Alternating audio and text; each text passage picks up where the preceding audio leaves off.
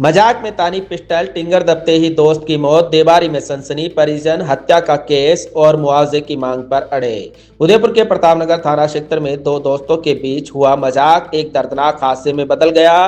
देबारी निवासी प्रताप सिंह देवड़ा की रविवार देर शाम गोली लगने से मौत हो गई। यह गोली उसके ही दोस्त जिगर जोशी द्वारा कथित तौर पर मजाक के दौरान चली। घटना के समय प्रताप सिंह अपने खेत पर था, जहां उसकी मोटर कुएं में फंस गई थी। मदद के लिए उसने अपने दोस्त और सेकेंड ईयर के लॉ स्टूडेंट जिगर जोशी को बुलाया, जो उदयपुर कोर्ट में इंटर्नशिप भी कर रहा था। जिगर अपने मौसेरे भाई राजेंद्र के साथ खेत पर पहुंचा। बताया जा रहा है कि जिगर ने करीब एक महीने पहले पढ़ाई के दौरान झुंझुनू निवासी राहुल नाम के युवक से एक ऑटोमेटिक पिस्टल ले रखी थी। खेत पर मजाक मस्ती के दौरान जिगर ने अचानक वहीं पिस्टल निकाल ली। पिस्टल देखकर प्रताप सिंह और राजेंद्र दोनों चौंक गए, क्योंकि उन्हें इसका कोई अंदाजा नहीं था। मजाक करते करते जिगर बार बार कह रहा था, ठोक दूं, और इसी बीच टिंगर दब गया।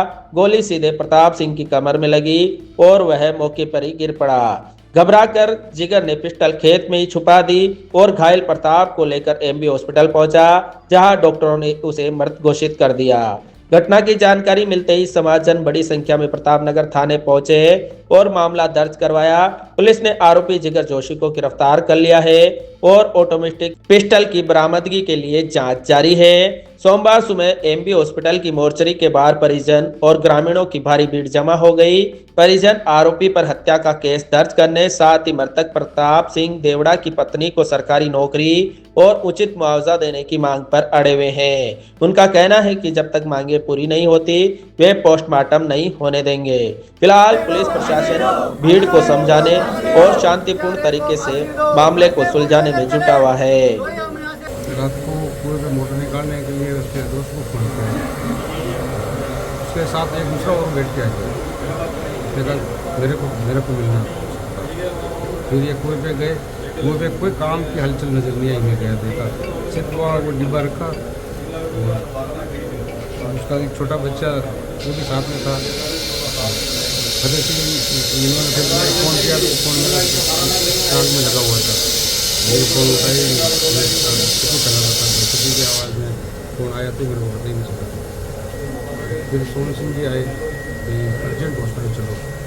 मुझे हुआ क्या है? अरे एक बार चलो वहाँ। हॉस्पिटल आया तो वहाँ वो तो सरकारी हॉस्पिटल यहाँ आया तो मैंने कहा मेरे को बताओ तो सही हुआ क्या है। कि बस आप साइन करो, बता रहे साइन करो, बता रहे।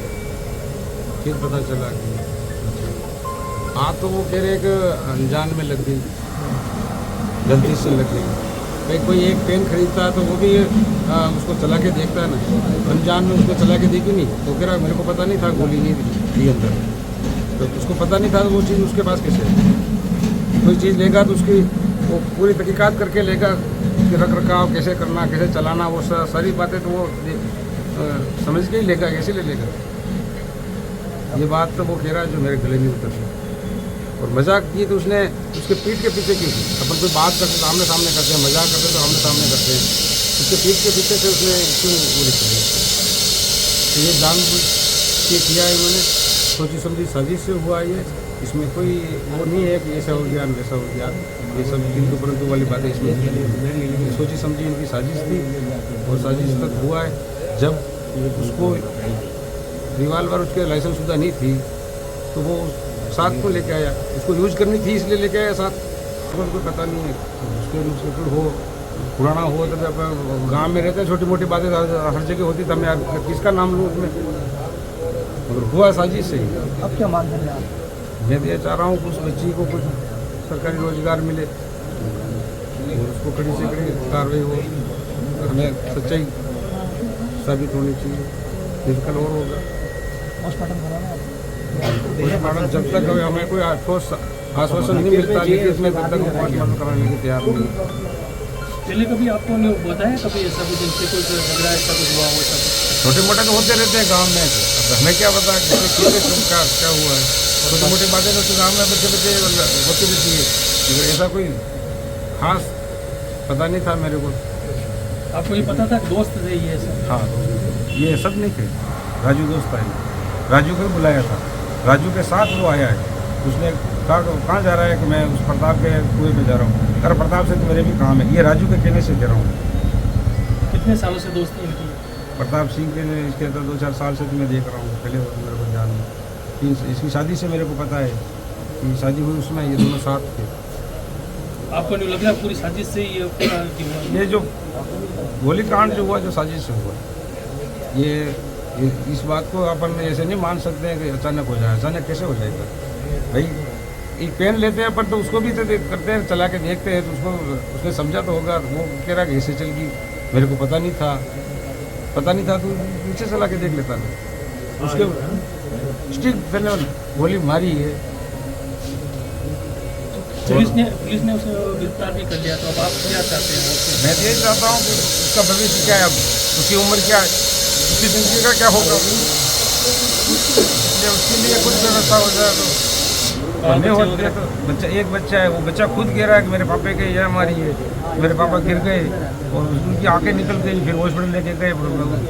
सुबह उसने बताया कि यहाँ पापा के बंदूक मारी गई और फिर वो बंदूक ले जाके और वहाँ छिपाई। उसने मेरे को उंगली से बताया कि यहाँ छिपाई है।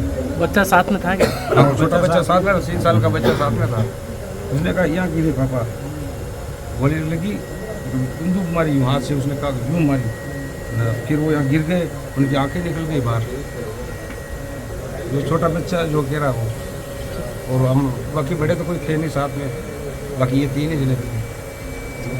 देखिए, जिस तरह की जो घटना हुई है, इसकी जानकारी मुझे कल शाम को 7 बजे मिली।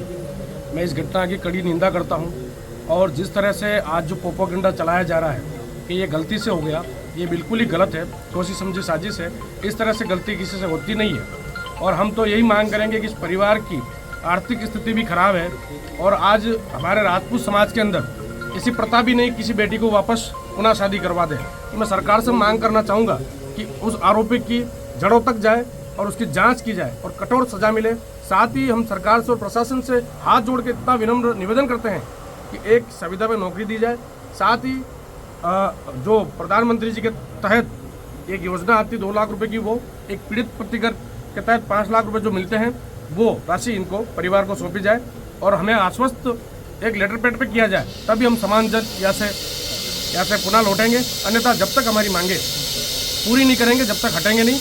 और ये मांगे कोई बड़ी बात नहीं, इजी गोइंग मामला है, शासन प्रशासन 2 मिनट में इसको निपटा सकता है। और जो घटना घट गई उसका तो क्या हो सकता है, पर आरोपी का घर भी ध्वस्त किया जाए। साथ ही इस तरह की घटना आए दिन होती जा रही है, तो मैं प्रशासन से भी अपेक्षा करता हूँ कि एक ऐसा मुहिम चलाए। आए दिन इस तरह की घटना होती, कब तक हम लोग हमारे भाइयों को, बहनों को, बेटों को कब तक खोते रहेंगे? ये घटनाएं आज हो जाएगी, कल वापस हम सब चले जाएंगे। पर इस घटनाओं को रोकथाम करने के लिए प्रशासन को कड़ी मुहिम चलानी पड़ेगी, और प्रशासन को हम भी सहयोग करेंगे। साथ ही समाज के लोग, सर्व समाज के लोग, कि प्रशासन इस तरह की मुहिम चलाए और इन लोगों के ऊपर कार्रवाई हो। हम यही चाहते हैं।